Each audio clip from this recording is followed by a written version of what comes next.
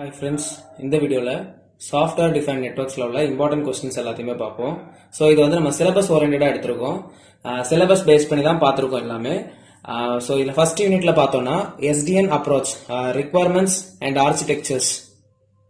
So இதில் வந்து நமக்கு ஆர்கிடெக்சர் பார்த்துக்கணும். எஸ்டிஎன் அப்ரோச் நம்ம வந்து எஸ்டிஎன் அப்ரோச் எப்படி பண்றோம், அதில் உள்ள ஆர்கிடெக்சர் ரிக்வயர்மெண்ட்ஸ் அதை எல்லாத்தையுமே ஜாயின் பண்ணி ஒரே கொஸ்டின் அதை பார்த்துக்கிறது நல்லது. First question.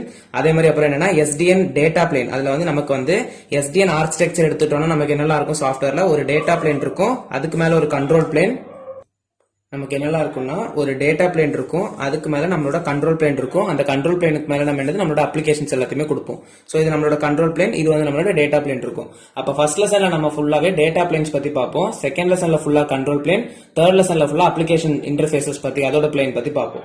அப்ப ஃபர்ஸ்ட் லெசன்ல நமக்கு வந்து எஸ்டிஎன் அப்ரோச் ஓவராலாவே இந்த அப்ரோச் டயக்ராம், எஸ்டிஎனுக்கு என்னெல்லாம் ரிக்வயர்மெண்ட்ஸ், இந்த ஆர்கிடெக்சர் அது எல்லாத்தையும் கம்பைன் பண்ணி ஒரே கொஸ்டினா பார்த்து வச்சுக்கோங்க. ஸோ மிக்சர் ஆஃப் அது எல்லாத்தையுமே ஜாயின் பண்ணி தான் கேட்கற மாதிரி இருக்கும்.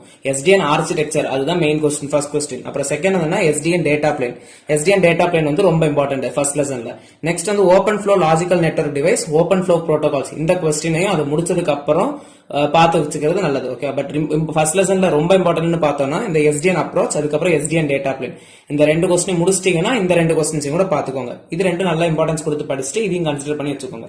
நெக்ஸ்ட் செகண்ட் லெசன்ல பார்த்தோம்னா நமக்கு வந்து என்னன்னா STN control plane architecture. So இந்த கண்ட்ரோல் பிளேன் ஆர்கிடெக்சர்ல நமக்கு வந்து நார்த் பவுண்ட் சவுத் பவுண்ட் அது எல்லாத்தையுமே டீடைலா பார்த்துக்கணும். இதர் ஆஃப் த பார்ட் வந்து நமக்கு ஒரு கொஸ்டினாவும் கேட்க வாய்ப்பு இருக்கு.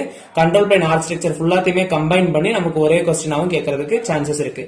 அதே மாதிரி ரெஸ்ட் கன்ஸ்ட்ரெயின்ஸ், இந்த ரெஸ்ட் கன்ஸ்ட்ரெயின்ஸும் ரொம்ப important.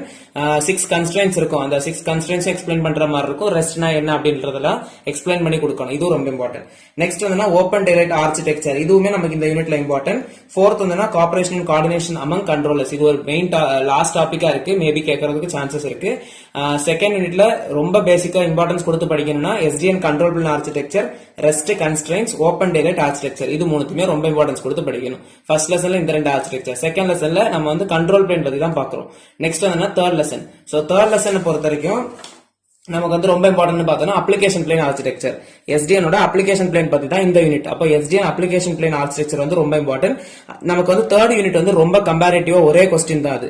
STN application plane architecture படிச்சிட்டோம்னா அதுல இருக்கக்கூடிய சப் டாபிக்ஸ் தான் இதெல்லாமே நம்ம அந்த எஸ்டிஎன் அப்ளிகேஷன் பிளேன்லயே நம்ம படிச்சிருப்போம்.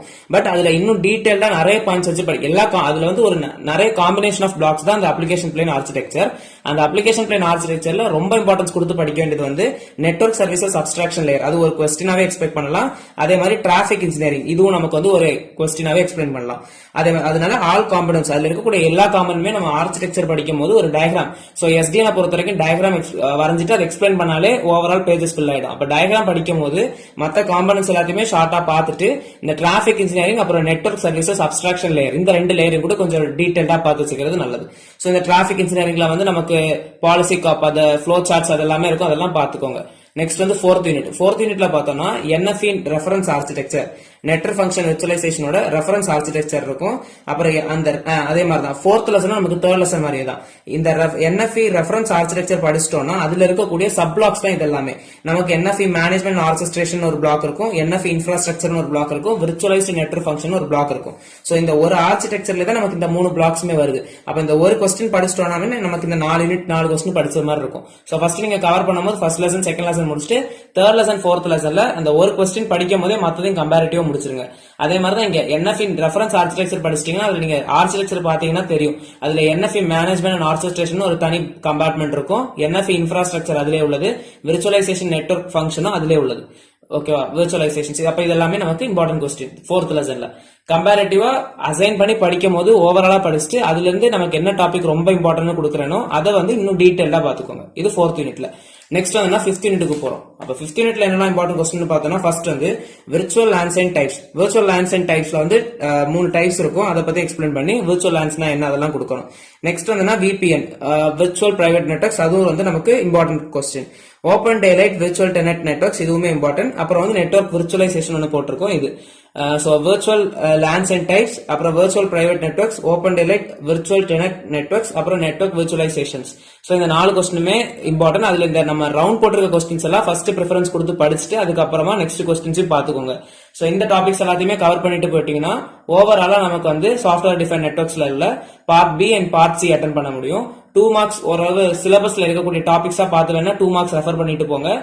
இதெல்லாம் தான் இம்பார்ட்டன்ட் கொஸ்டின்ஸ். ஸோ பிடிச்சிருந்துச்சுன்னா லைக் பண்ணுங்க, ஷேர் பண்ணுங்க ஃப்ரெண்ட்ஸுக்கு. ஸோ தட் இம்பார்ட்டன்ட் கொஸ்டின்ஸ் பார்த்து படிக்கிறவங்களுக்கு ஹெல்ப்ஃபுல்லா இருக்கும். ஸோ சப்ஸ்கிரைப் பண்ணிக்கோங்க. நீங்க சப்ஸ்கிரைப் பண்ணிட்டீங்கன்னா உங்களுக்கு நோட்டிபிகேஷன்ல நான் என்ன வீடியோ போடுறேன்றது வரும். So stay tuned. பிசிஐக்குள்ள பிளேலிஸ்ட் 4ல இருந்து அப்லோட் பண்றேன். ஆல்ரெடி நான் வந்து 14ல இருந்து அப்லோட் பண்றேன்ற மாதிரி சொல்லியிருந்தேன். ஸோ பிசிஐ சப்ஜெக்ட் இருக்கவங்களுக்கு நோட்ஸ் 4ல இருந்து நான் அப்லோட் பண்ணிட்டு இருக்கேன். 4ல இருந்து நம்ம வீடியோஸ் போடுவோம். So thank you.